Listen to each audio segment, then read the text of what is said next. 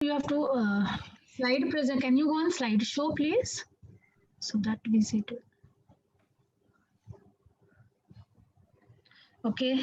So we start with our presentations. The first one is by Soumya Nayak from St. John's Medical College Hospital, Bangalore. Over to you, Soumya.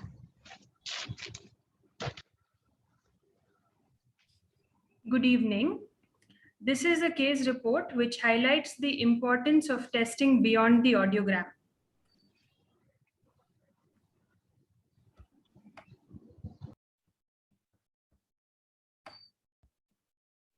One minute, ma'am. I'm not able to change my slide. Just go on to the next slide. Yes, we can see it change. So a 24-year-old male was referred for audiometry with a complaint of hearing difficulty post-road traffic accident. When he came to our department, he was disoriented and had difficulty following instructions. We got inconsistent responses while doing audiometry. So we advised ABR to confirm thresholds. Once discharged, he was lost to follow-up. 6 months later, he was seen as an outpatient with persisting hearing difficulty and tinnitus. CT scan showed multiple brainstem contusions.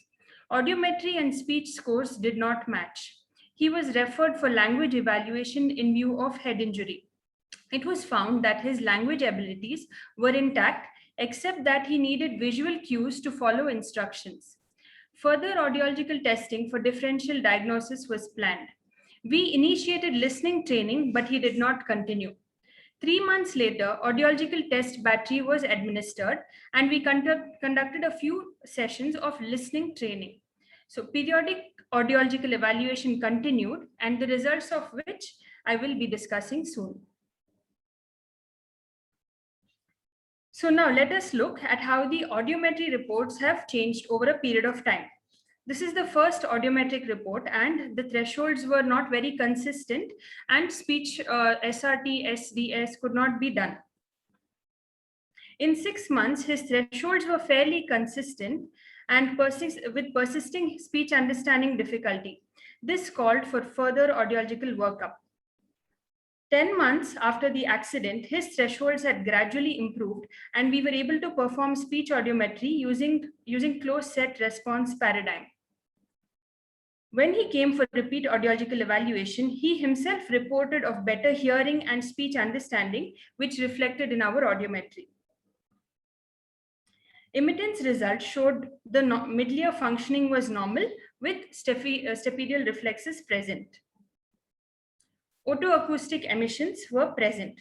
So what could this be? It was beyond the cochlea, and auditory evoked potentials could give us clarity on the same.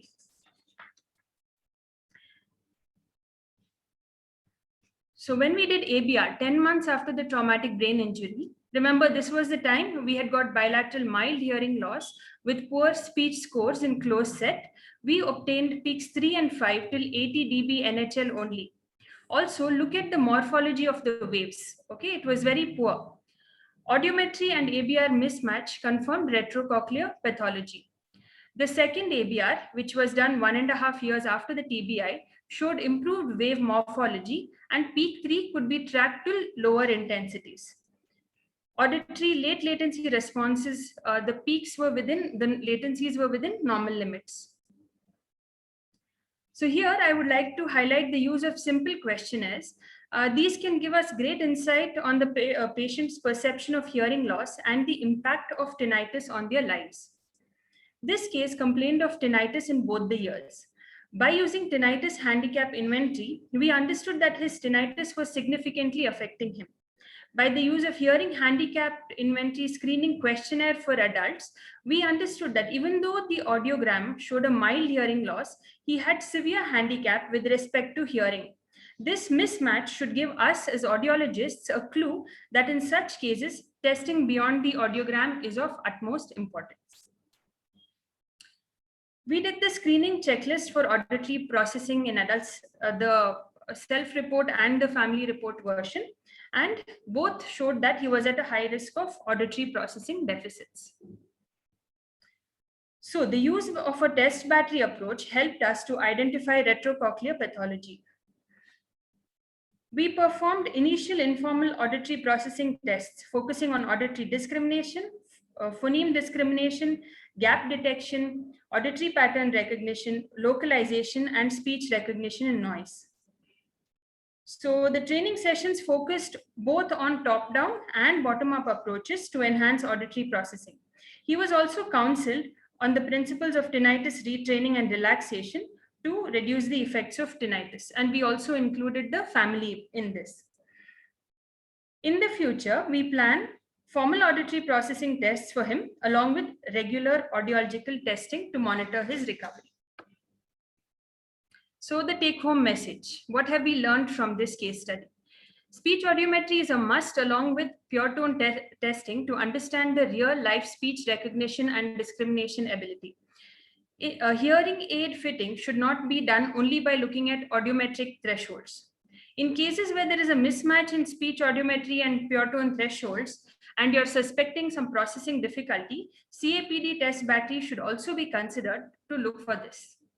Periodic follow-up of all cases must be recommended to monitor changes. Thank you. I would like to thank Misha for giving me this opportunity. And I would like to thank my colleagues, Nagapurnima ma'am, Litina, for help, and for my intern, Nina, for helping me out with this. Thank you so much. Thank you very much, Soumya, for presenting this interesting case, very much in line with what we have done today. Can we have this case a little open for discussion, wherein if I will first request whether any of our speakers wish to comment on it, what can be done further, or whether you have to make any comments about this case. Sure, ma'am. Any comments, suggestions are welcome. I have learned a lot from this webinar, so I understood the other things that we can incorporate. One of the things suggested was we have to procure the CAPD test battery from one of the institutes so that we can use it. But I would like to highlight that just because you don't have the CAPD test battery with you doesn't mean you just say go home, you're okay. Try to do some informal testing to at least understand the difficulty, and at the same time try to work on the deficits that you have found through your informal testing. And I learned a lot about tinnitus also, which I should include. I mean, when we see him again, we will include that. Yeah. Dr. Ajit, Dr. Vanaja, Dr. Manjula, Dr. Prashant, would you like to add anything?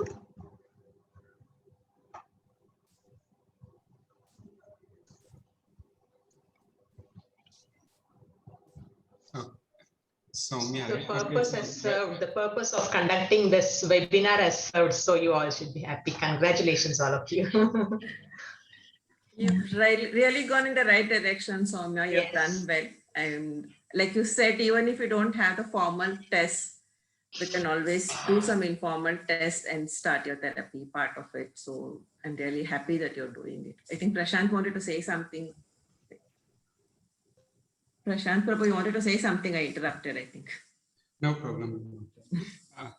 Yes, Soumya, I mean, very good presentation. I mean, you gave a full overview on how to go about in such cases, even even without the CAPD assessment, also you went ahead with the management options and all that. I mean, I have one query, as in, since the higher, the fifth peak was absent and all that, the lesion could be beyond, beyond the higher brainstem. And maybe another thing that you can try is maybe try cortical potentials too. So maybe you did only till AVR. So maybe even if we do LLR, that can give additional information about possible cortical problem as such. So that could be another thing which I thought could be tried, because the explanation for the hearing loss, because OEs are present, reflexes are present, and it has to be somewhere beyond the higher brainstem. And if option is there for doing a cortical potential, so that can add additional info is what I thought.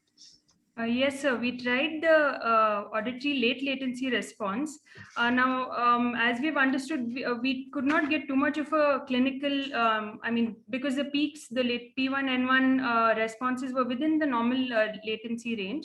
So, but I will surely consider maybe doing other tests like maybe P300 to get more responses, to get a better understanding of his processing. I mean, if you have the facility, you can try P300, MMN, and ACC. Probably all three would give you a little more information. But you've done the cortical evoked potential at least. That's good. Thank you, Vanuja ma'am and Prashant sir. Thank you, Soumya, for bringing out very nicely what we have been trying to do throughout the day. It was a very nice presentation. Thank you so much. Thank you, ma'am. Yeah. So the next presentation is by Ms. Suman Penwal. Can you share your screen, Suman?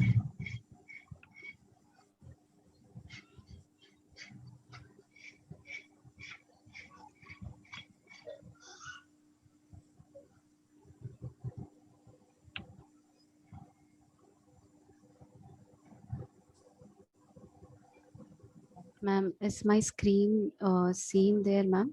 Not Yes, now it is. Can you switch on your video also? Sure, ma'am. Your screen is seen. You can put it on presentation mode. Please.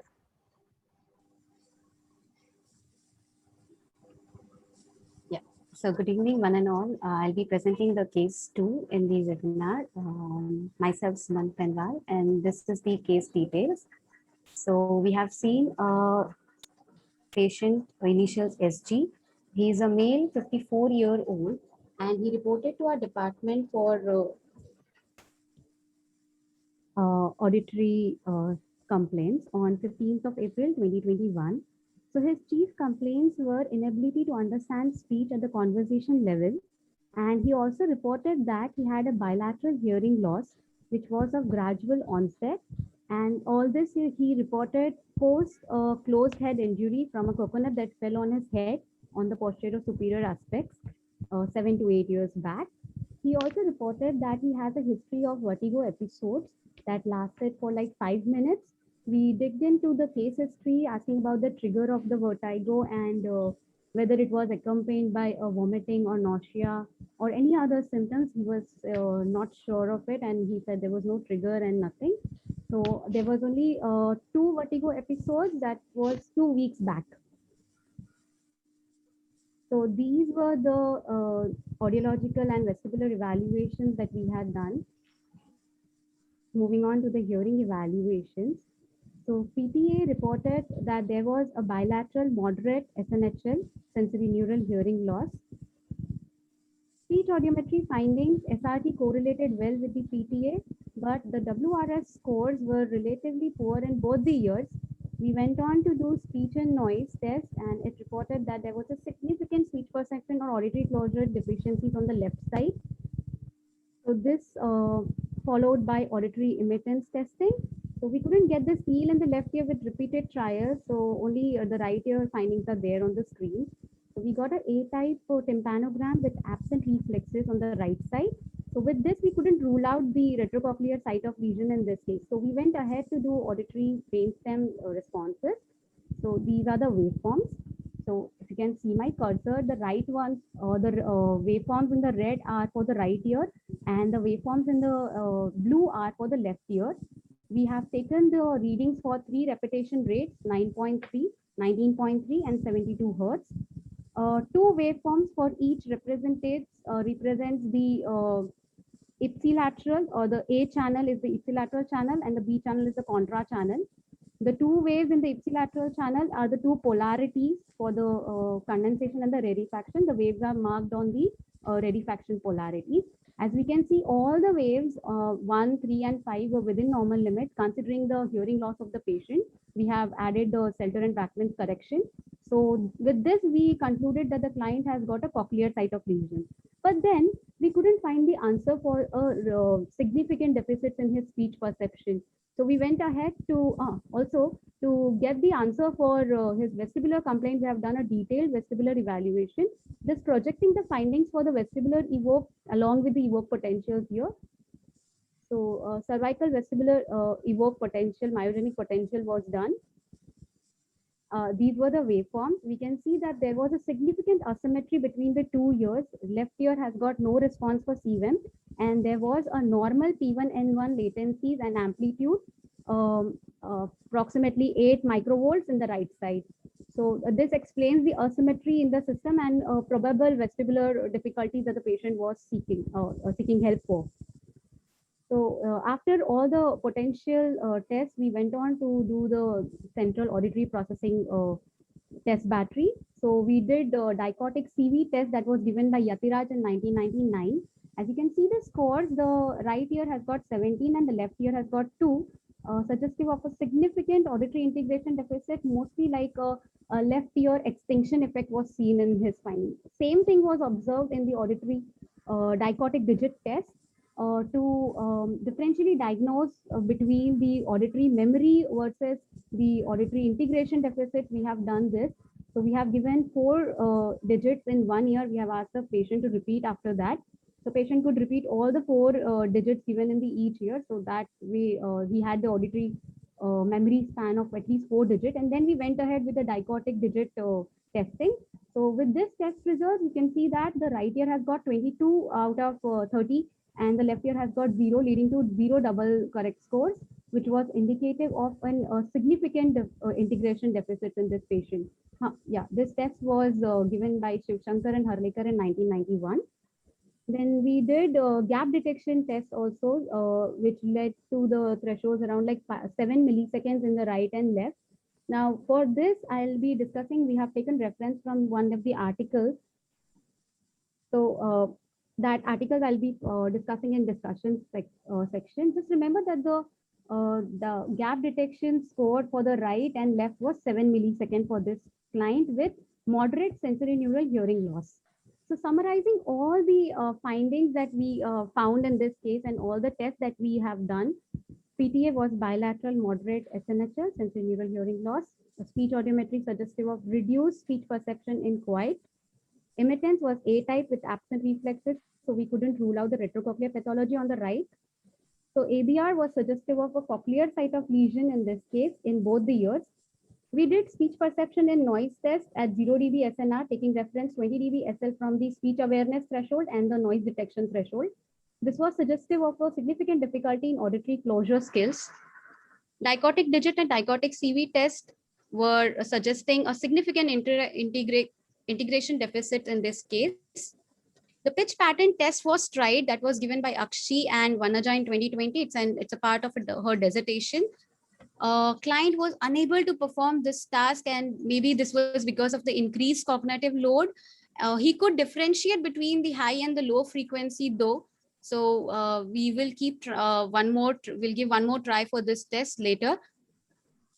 So gap detection test, as I said, we concluded that he doesn't have any significant temporal resolution skills, because we, in this article that we are referring to, as you can see the chart, on the x-axis, it's gap detection and noise thresholds, and on the y-axis, it's the number of times that they have done, the overall finding, and the subject-related finding. In all the subjects, you can see the old people with hearing loss have got the gap detection thresholds around 8 and more. So with that, our client's age was around like 53 years, and this was done for individuals within that year, that age. So with this, referencing that our client has got 7 milliseconds with a moderate sensorineural hearing loss, so suggestive of a fair to normal temporal resolution skills. We have also done vestibular evaluation to address his complaints of imbalance or the episodes of vertigo. What we found was there was no significant difficulty on any of the behavioral tests. We have tried Romberg, sharpened Romberg, Unterberger, that is the Fukuda stepping test. Vestibular evaluations were done. Clinical head impulse tests were not suggestive of no overt saccade was observed. On bucket test, the subjective visual vertical and the subjective visual horizontal was all within normal limit. Also, we have done the screening for positional and positioning test. The Dix-Hallpike maneuver was done and the supine roll, all were within normal limit. And the CVEM was suggestive of a sacculocolic pathway deficit on the left side. So with all this, we have diagnosed our, So with all this, we know that's the cochlear site of lesion and a significant difficulty in speech perception and noise. So just to rule out a cortical level space occupying lesion, we have asked for an MRI. So MRI was suggestive of asymmetrical lateral ventricle. The left ventricle was larger. So the radiologist said it was just a normal or within normal finding. The important finding that we found in MRI was the chronic small vessel ischemic changes were there in the bilateral ventricular or periventricular region, and also in the deep white matter. So this could be the reason behind the difficulty that he had in the speech processing. Also, one significant finding that we found in his MRI could be an incidental finding, though. There was a type 1 neurovascular conflict. Now, what is this neurovascular conflict is, whenever the ICA loop or the ICA vessel, the artery, loops around the 8th nerve complex, it compresses on this complex of the nerves, and which leads to several vertigo attacks and positionally evoked vertigo, whereas in our case, it was not there. So maybe this could be answered that it was a type 1 neurovascular conflict, which would have caused a great compression of the nerve or leading to a cross communication between nerves. So this was just an incidental finding maybe, but however, we are open for discussion for this. We are looking for more input. After that, what we did was, so with all that, we reached to this diagnosis that the client has bilateral moderate sensory neural hearing loss with central auditory processing deficits with an acute isolated sacculocolic pathway lesion on the left side. In a case of type 1 neurovascular conflict with chronic ischemic changes in the periventricular areas. So rehabilitation option, now moving on to the rehabilitation of this client, what we have done is we tried with hearing aid trial. Now remember that the client's speech recognition scores between 2 years were different. I mean, the difference between the two scores were more than 12%. And as per the authors, that any difference between the 2 years of more than 12% leads to binaural interference. But still, we checked with the hearing aid trial. What we did was we gave hearing aid 1 in unilateral conditions and bilateral conditions. Generally, we give trial with 2 hearing aids. That's why you see hearing aid 1 and hearing aid 2 on the screen. So as we can see, when the hearing aid was only on the right ear, the scores was around like 60% and 70% with different hearing aids. Whereas for the bilateral or binaural hearing aid fitting, the scores reduced drastically to 48% and 52% respectively with the 2 hearing aids. So this suggested that somewhere there was binaural interference in this client, and hence we have given like hearing aid only in the right ear, hearing aid 2 in the right ear only. We will definitely follow up this client for the auditory deprivation on the left side, and if there is deprivation onsetting, then we will go ahead for the hearing aid. Sorry to disturb, but you will have to hurry up. Yes, ma'am. Almost done, ma'am. So another what we will do with this in the rehabilitation is a deficit specific intervention noise desensitization training, wherein we will desensitize him from plus 20 dB SNR to minus 5 dB SNR, dichotic offset training. And also we are open to discuss with some training modules like cross motor training, something like brain gym. Discussing the probable cause for auditory deficit, as I say, there are certain literature that is available which says that the corpus callosum deficiencies can lead to binaural interference. And we also know that corpus callosum is an important anatomical structure which leads to auditory integration. So this could be the probable cause for the deficiencies. The asymmetry that was seen in CVM but not behavioral could be answered in by this literature, which says that the auditory system get compensated as soon as within a small period like 2 weeks to 3 months, and you cannot see that obvious finding in behavioral symptoms, but you can see it on the electrophysiological findings. And also the ICA loop would have just precipitated the isolated lesion in this client. So these are my references. Thank you. And we are open for discussion. Thank you, Suman, for this extensive case study. Can we have a few quick comments, because we have already exceeded the time, but if we can have a few suggestions or comments.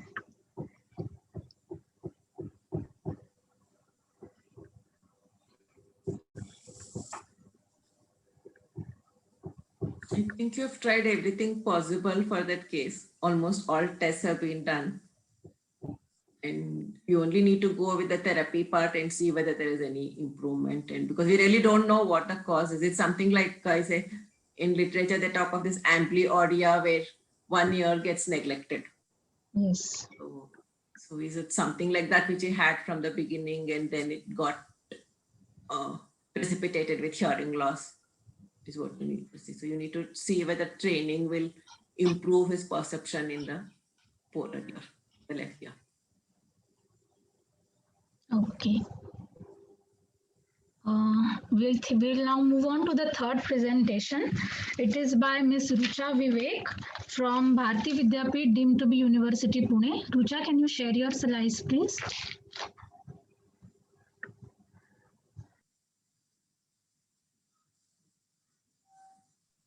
Good afternoon, respected speakers and delegates of NISHA. Ma'am, is the slide visible now? Yes, it is. Am I audible? Yes, you are.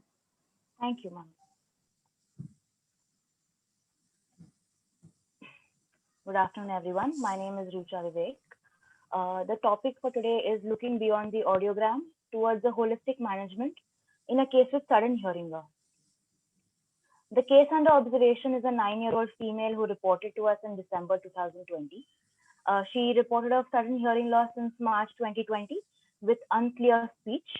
No other reports of ear discharge or tinnitus was noted at that point.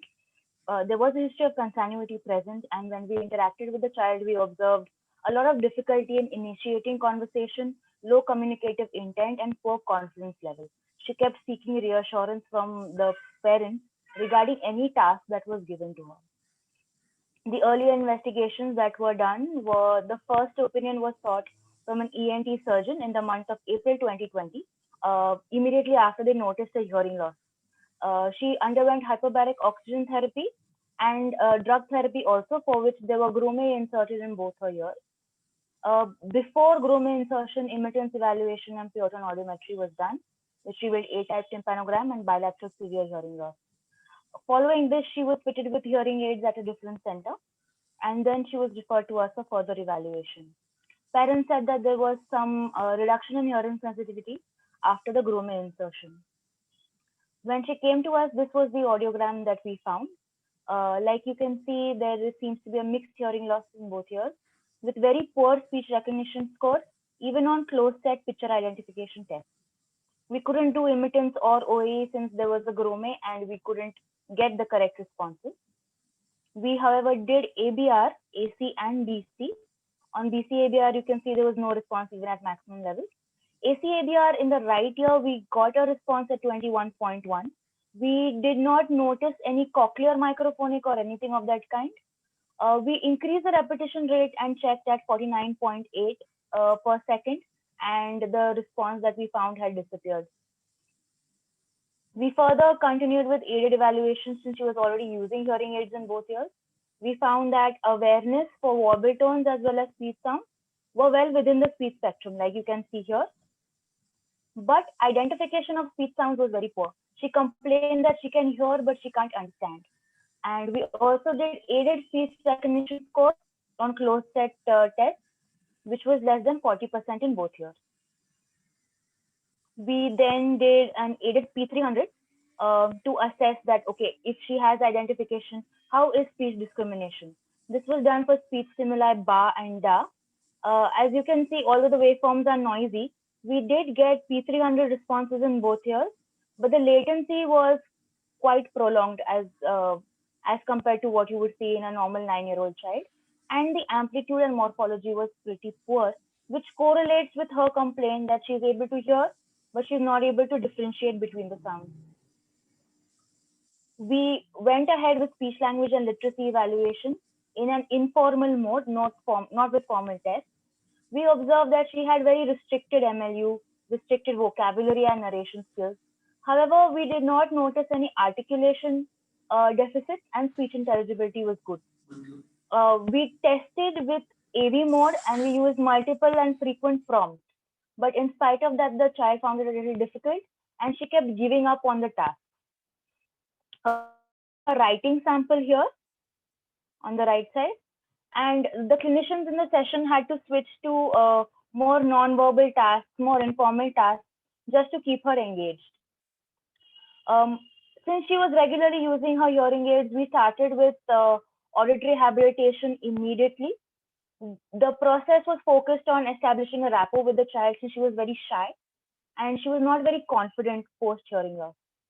We noticed that the hearing loss had impacted her deeply in terms of increased dependence on her parents, poor confidence, lack of communicative intent. Frustration and irritability was present when she could not complete a task. And there was a loss of interest in social communication tasks, such as narration, or if you ask her, what did you do today? How was school, etc. We realized that we cannot do this alone and we need a rehabilitation team. So this was a team that we identified who were very important in assessing and rehabilitation of this child. The parents and child are most important and they had to be made comfortable.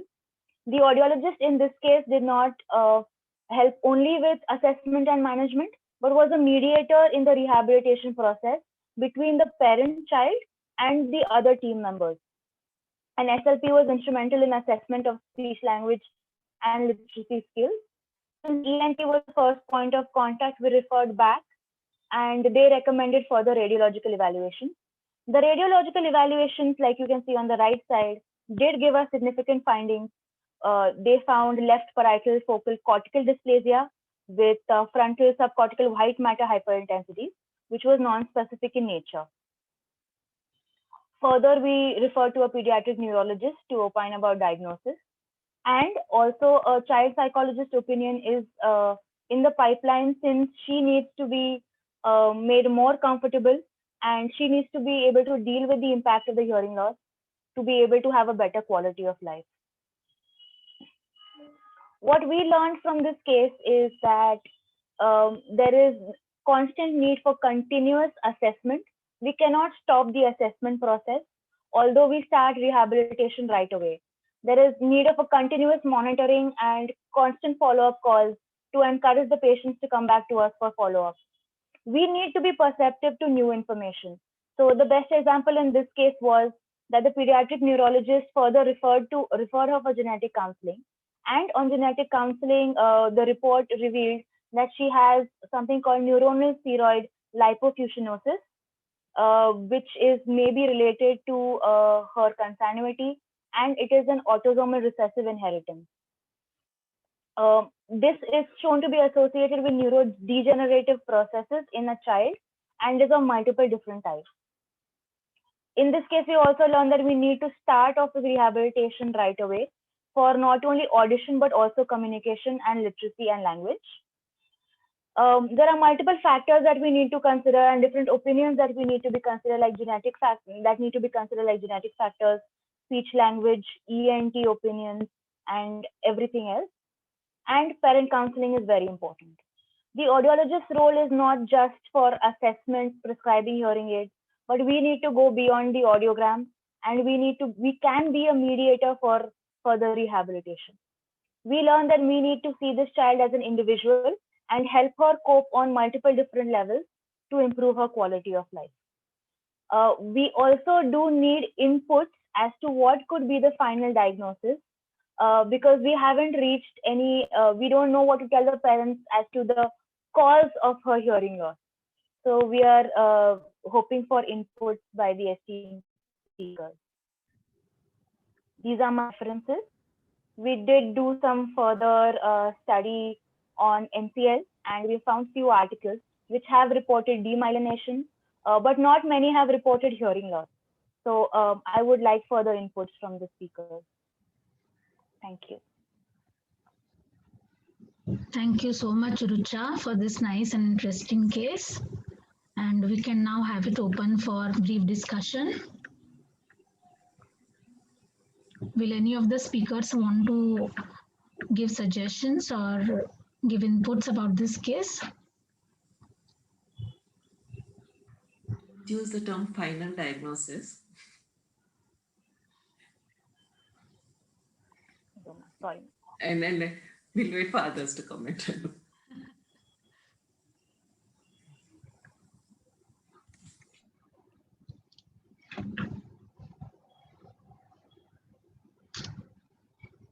Audience can also please comment or ask questions. It is open for discussion.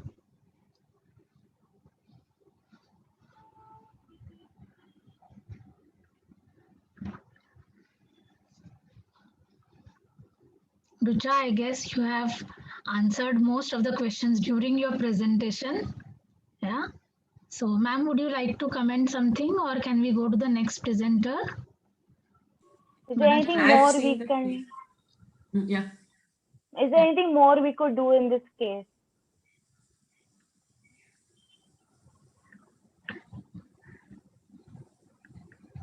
Ma'am, would you like to add? No, I've seen this case, so I would like the other people to comment. If there is any. Manjula ma'am, are you here? Dr. Ajit, Manjula ma'am, Dr. Prashant, if any one of them is here.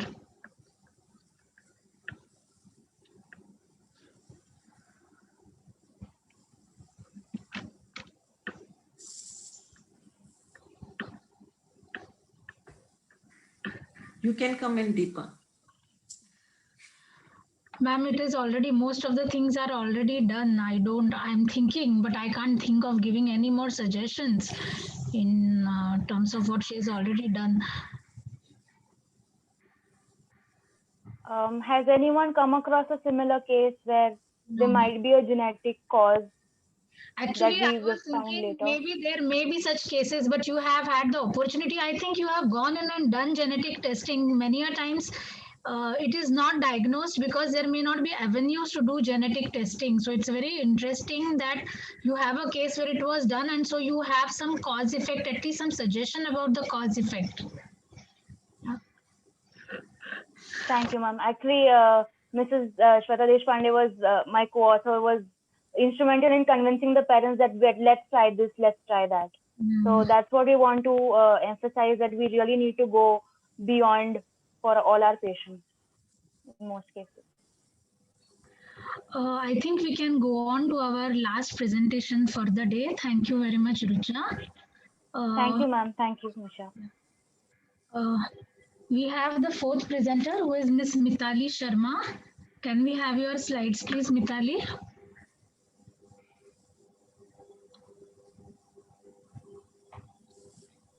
I think she had dropped out, but she's back in, and I've made her a co-host. No, I'm Mitali, here. Hello, I'm okay. here, but I'm Yeah, able you're to a co-host share. now. Okay.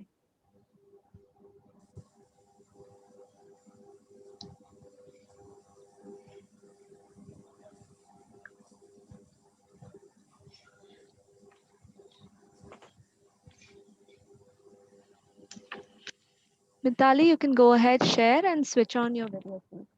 Yeah, I'm trying. Sorry.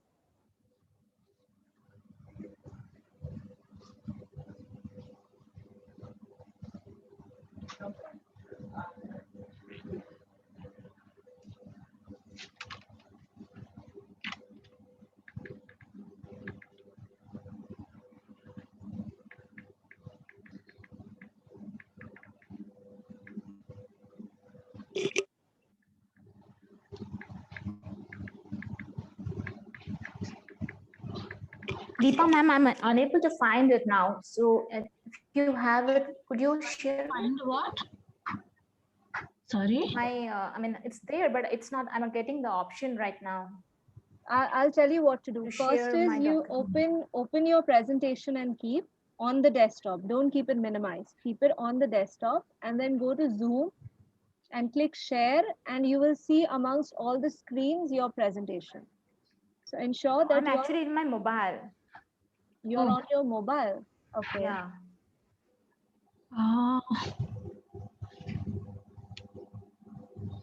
I do have her presentation, but I will have to download it, I think. Should I try and open it on my laptop and share? Yeah. I have my presentation, but I can see it myself. But can you see it? Like, No, I can't see you. You'll have to click share presentation on this device or in this meeting. In this meeting, we'll go on. I'm doing that. Even if you are even if you are on your mobile, you can still do share. You can still share. I know I have done it many times, but I'm not able to do it. I mean, this is a new device actually, so I haven't done it in here. Screen. Okay. Okay, it's come. It's come, I think, yeah. We can see your screen, mobile screen. Okay. Express my heartfelt gratitude to Misha for providing the platform for case presentation. I really feel privileged and honored for being able to share my clinical experience. So this was a 65-year-old man who was brought by, his daughter in the audiology clinic. The daughter actually was more active, and she reported of listening complaint and communication breakdown, whereas the man totally refused that he had hearing problem, and he says that it's because he is not attending to this many time, and hence he doesn't have the hearing problem.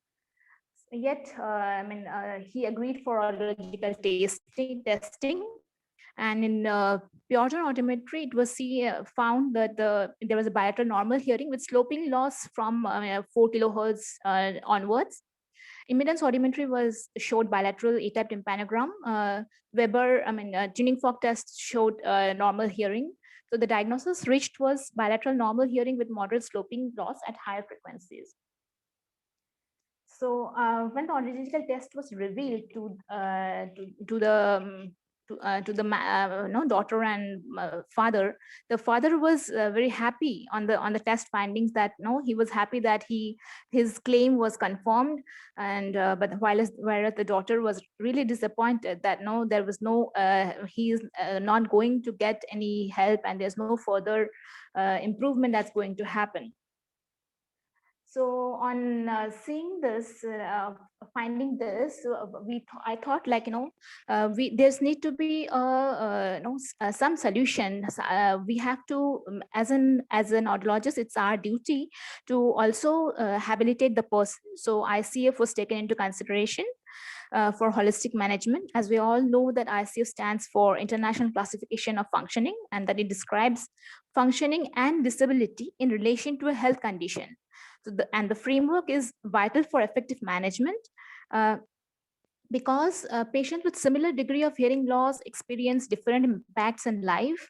As in the previous speakers have also mentioned that annoyance differs, although the tinnitus, although tinnitus intensity or frequency may be same, but annoyance differs. So similarly, patient this impact of hearing loss also differs with in their life. So that framework is has been taken to construct the framework. The case history was taken to find out the health condition. Audiological testing was done to have an insight on the body structure and function. Hearing handicap index for the elderly was done to find the activity limitation and participation restriction. For the contextual factors, there are personal factors and there are environmental factors which could not be done at that time, because for the environmental factors, the person's spouse needed to be there. The spouse is the partner who is more communicating most, so her views are more important, so that could not be done because she was not there, and follow-up had been recommended, although it was not sure if he'll come back. And because the person was totally denying about that he had hearing impairment, and also there was audiological testing negate that there was any hearing loss, so the hearing aid needed questionnaire could not be administered. So the factors, sorry, could you see my slide properly? Hello? Yeah, you can continue. Yes, we can see your slide. You can continue, please. Okay, the factors.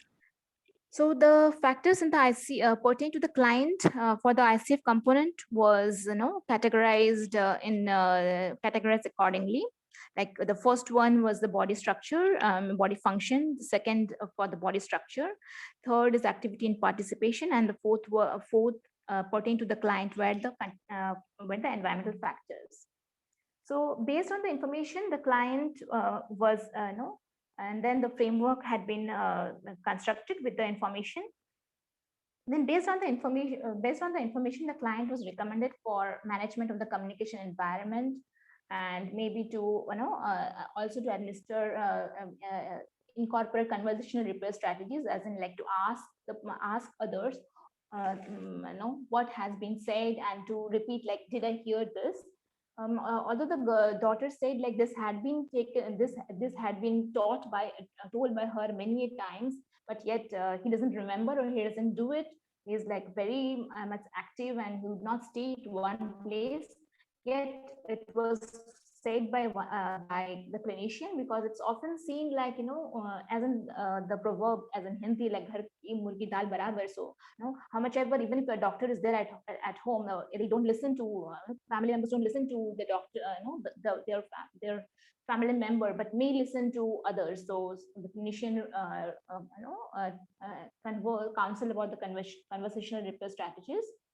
Then it was also recommended that the spouse should also be sensitized for the communication strategies, so that she also knows to ask him like if he really understood whatever has been said.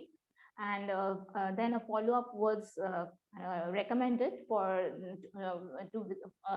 for the spouse visit, so that the hearing that other questionnaire, that's like significant other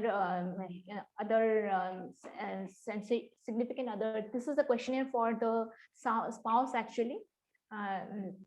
So she would be saying like how much difficulty is there in the hearing handicap in elderly. He said that there is no problem.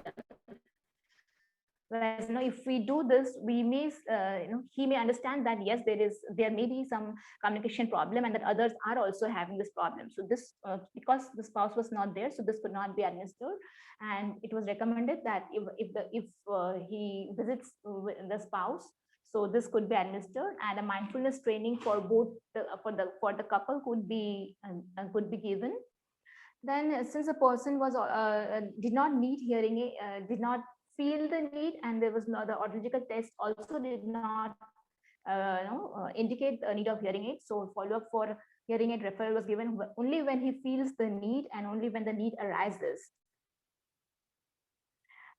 Then, because the patient's of denial of hearing difficulty, other available options to alleviate the resulting communication problems could not be taken, like which was this, like assistive devices, or like FM devices, as told by Manjula ma'am earlier, or mobile apps that are available nowadays to go with TV or mobile could be used, but this could not be given to him. But if there are other cases, so we could be counseling this.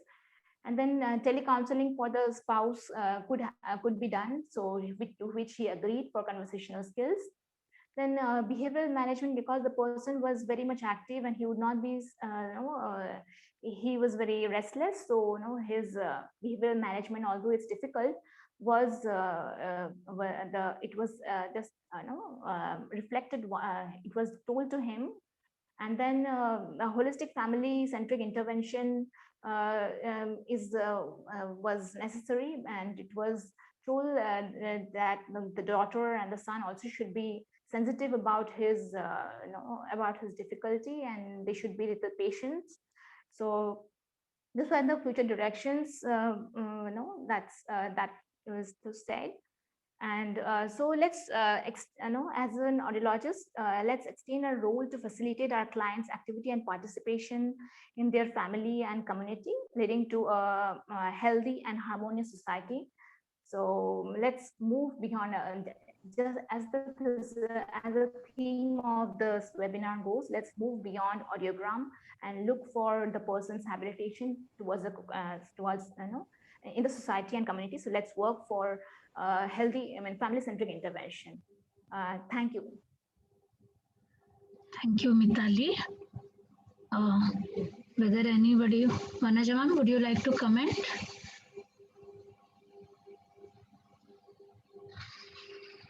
No, I don't have anything.